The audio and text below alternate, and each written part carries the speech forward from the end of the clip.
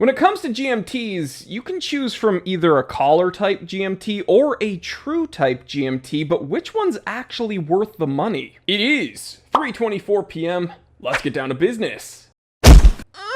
It seems one of the most contentious topics in the realm of orology has to do with GMTs, right? True type GMTs or collar type GMTs. And I personally believe one of the main contributors to this heated debate is namely, well, the names. People assume because one type of GMT is called a true GMT, it's insinuating that the other kind of GMT is not a real GMT, and that's not the case. You see, this all has to do with functionality, and we're going to explore that here today. You see, true type GMTs, like the watch that you're seeing before you right now, my Rolex Explorer 2, reference number 16570, that is a true type GMT. These are also referred to as traveler GMTs. Now, this other watch that you're looking at right now, this Aerotech Ace X GMT, is also a legit GMT. It is not a true GMT, it is known as a collar type GMT.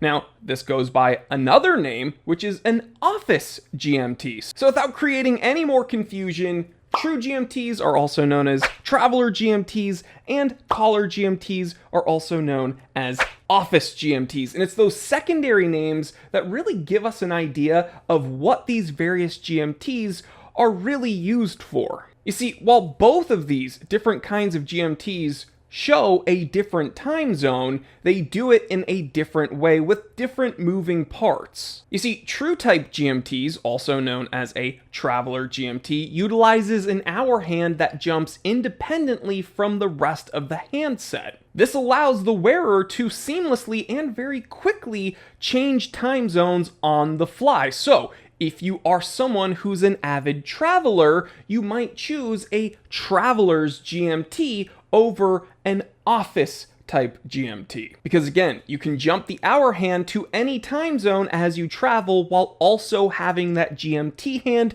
tracking a second time zone. So I'm sure some of you guys are wondering why you'd ever choose a collar type GMT over a true type GMT, because the true type GMT sounds good by itself, right? Well, let's say you don't travel all that much. Let's say you stay put. Let's say you work in an office. Well, that's why we have office GMTs. So you don't travel that much, but you still have the need to track a second time zone. This watch is perfect for you because while it might not have an hour hand that jumps independently, the GMT hand does.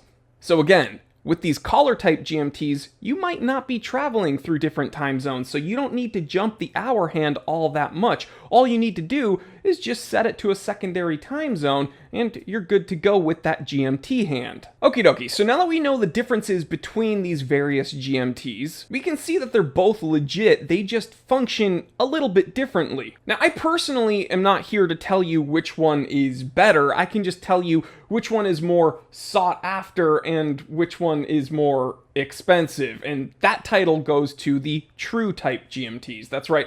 So the one that I'm showing you here right now, this Rolex, of course it's going to be more expensive than this micro brand because this is a Rolex, but regardless of the brand name, typically traveler GMTs or true type GMTs are more expensive than office GMTs or collar GMTs, right? So I don't know why people find that jumping hour hand to be a little bit more fancy schmancy, a little bit more high tech, and a little bit more interesting to own. But again, it doesn't really matter which one you pick because they're both GMTs. They're both legit. So hopefully with this episode, you now know the differences between these two kinds of GMTs, and you can make a more informed decision when you look into buying one. And again, you have to consider your lifestyle. Do you travel a whole lot? Are you going to be jumping between different time zones? Or are you someone who stays put but still wants to keep track of